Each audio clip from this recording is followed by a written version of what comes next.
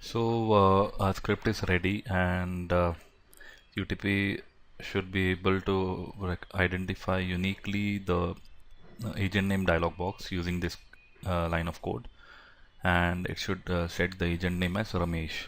So let's see what happens when we run this script. I have my dialog box open and I'm clicking on the run button. So when I run the script, you will see that QTP has successfully identified the edit box and set the agent name as Ramesh. So without the usage of object repository. So as you can see, when you click on object repository, there is no object, dialog object or WinEdit object added to the object repository, but only with the usage of the code, which is having the property value pair. QTP is able to uniquely identify the object, the required object. In our case, that the WinEdit box, WinEdit text box. Now, one thing you have to note, I'll be explaining you that what is the application of descriptive programming and why do we need to use descriptive programming. As you know that if you observe that descriptive programming can be a bit difficult to write as compared to object repository, because what we do is normally we add the objects to our object repository and then just drag and drop the object to the script, and the default script is generated, and then we modify the script. But in case of descriptive programming, you have to use the object spy and then find the property value pair for the object to identify the object uniquely, and then you have to write the code. So obviously descriptive programming in terms of automation testers perspective, it will consume a larger amount of time. So why do we prefer descriptive programming as compared to object repository? So we'll look into the application of descriptive programming, but before that I would like to say that it is not necessary that a script purely contains object repository code or purely contains descriptive programming. A script can contain a combination of both object repository and descriptive programming. So what decides the criteria for this? The criteria for this is decided on the basis of your requirement, the application which you're working in, and as you practice, you'll realize when to apply object repository and when to apply descriptive programming. So you're well aware of using object repository as the sole method for writing a script, and just now what I showed you was this is a pure descriptive programming example. Now let's see an example of the code which has a combination of object repository as well as the descriptive programming. So one thing you have to remember that for object repository, say for example, in our case, dialog is the parent object. Dialog is the parent object beneath which we have the edit box. So this is our login, is the login dialog box is the parent object, inside which we have the edit box for agent name. So this is the child of this parent object. So say for example, this example I'll show you the combination of object repository and descriptive programming. So say for example, the login dialog box is already existing in the object repository, whereas I'm using descriptive programming to identify the edit box for agent name. So my line of code will contain the combination of both object repository and descriptive programming. So first of all, the dialog box, we need to add it in the object repository. Okay, so I'll click on the object repository and then I'll add the object. Sorry, I have to add the dialog box. So when I add the parent, normally what QTP will show is, since login is the dialog box is the parent which is containing the different objects within it. So QTP will show that whether you want to add the selected object only or all the object types which are within the parent object, or selected object types or default object types. There are certain predefined object types which will be added for dialog box for different classes like Internet Explorer or dialog box These are different classes for which there can be certain default objects which would be added, which is predefined. So we can select that, or all object types, or select object types.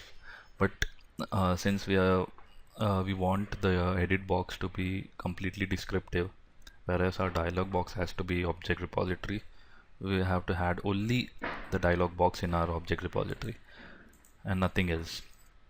So I click on OK. So now if you see the class dialog box and the name is login, so my login dialog box has been added in the object repository. So when I drag it in the code, okay, this is the default code which is generated for login dialog box. Now since this is already in the object repository, I don't need to write descriptive programming for this. Okay, now what I'll do is I'll write the descriptive programming for my edit box. So I'll write win edit. Now before writing this, what I'll do is I just know about this edit box. I need to find the property value pair. So I'll use my object spy. I'll click on this.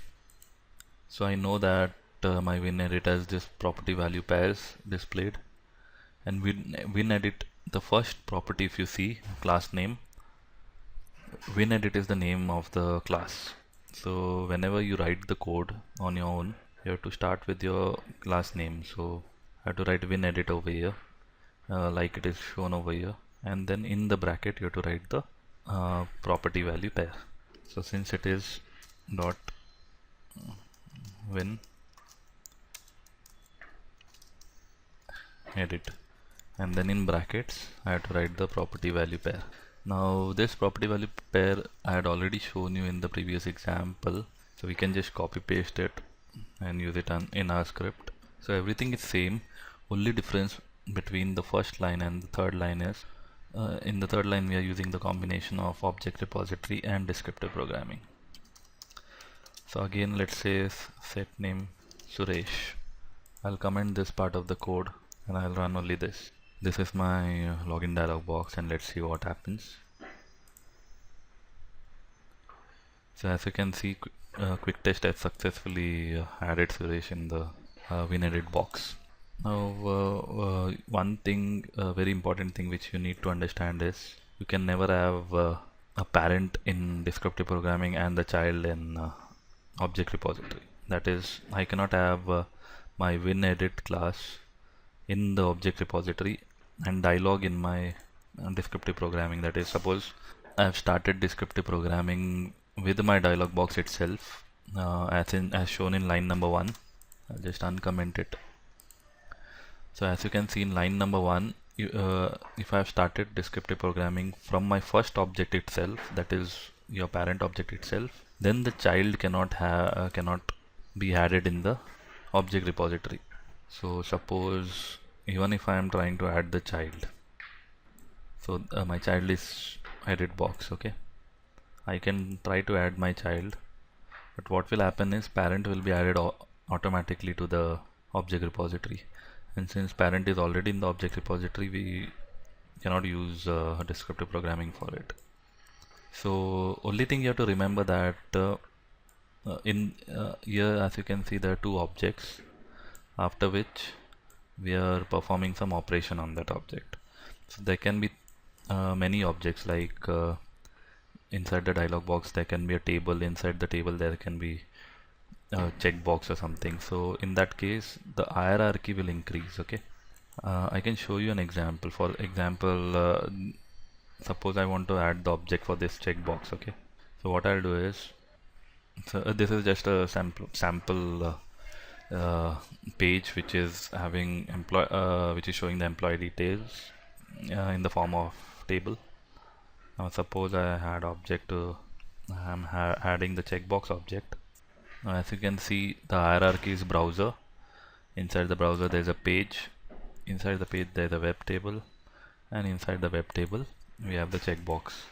So when I have the object added to my code, I'll just drag and drop, and you'll see that this is the hierarchy: browser, page, web, checkbox. Okay, now you have to remember that suppose the moment I have started my descriptive programming with the parent, the child, the following child will have descriptive programming. They cannot have the object repository. So suppose if I'm starting my descriptive programming from the browser itself, that is, I'm using I'm not adding the browser to my object repository, and I'm using property value pair to browser, then page will also follow descriptive programming, and the web checkbox will also follow descriptive programming. Whereas browser, suppose as you can see in this case, browser is in the object repository, and I'm starting with the page as descriptive programming, then web checkbox needs to follow descriptive programming. It cannot follow object repository. So this is how we can use the combination of object repository and descriptive programming at the same. So the combination of object repository and descriptive programming can be in the single line of code, or we can have pure descriptive programming in one line and pure object repository in the another line. For example, if you see now, my first line is having pure descriptive programming, right? And my second line is having pure object repository. So even this combination is possible. So everything depends on the requirement, what's the requirement and how do you need to apply it. Let's see what's the actual application of the object descriptive programming, and why do we need to use it in real-time scenario.